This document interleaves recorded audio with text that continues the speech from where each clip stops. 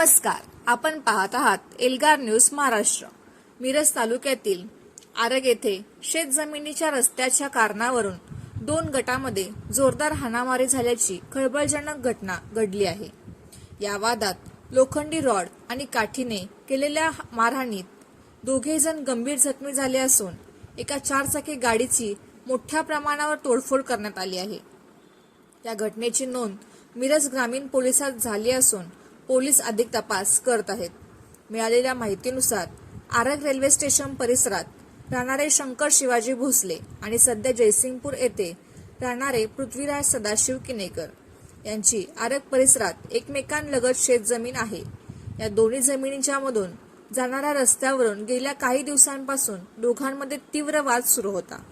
या वादग्रस्त रस्त्याची आणि जमिनीची अधिकृत मोजणी पोलीस बंदोबस्तात होणार होती, परंतु ही मोजणी होण्यापूर्वीच पृथ्वीराज किनेकर हे आपल्या शेतात गेले असता तिथे शंकर भोसले आणि त्यांच्यामध्ये पुन्हा रस्त्यावरून शाब्दिक चकमक उडाली। या शाब्दिक वादाचे पर्यावसान काही वेळातच मोठ्या हाणामारीत झाले। हा वाद इतका विकोपाला गेला की शंकर भोसले यांनी किनेकर यांच्या ताब्यातील 4 चाकी गाडीवर हल्ला करत तिची मोठ्या प्रमाणावर तोडफोड केली। एवढेच नव्हे तर भोसले यांनी पृथ्वीराज किनेकर यांच्या डोक्यात काठीने गंभीर वार केले।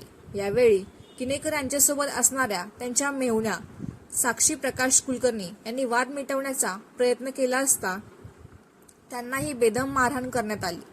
या भीषण हल्ल्यात पृथ्वीराज किनेकर आणि साक्षी कुलकर्णी हे दोघेही गंभीर झाले असून त्यांच्यावर रुग्णालयात उपचार सुरू आहेत। घटनेची माहिती मिळताच मिरज ग्रामीण पोलिसांचे पथक घटनास्थळी दाखल झाले।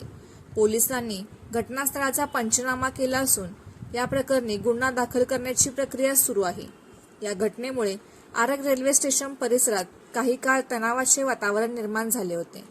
मिरज ग्रामीण पोलीस या प्रकरणाचा अधिक तपास करत आहेत।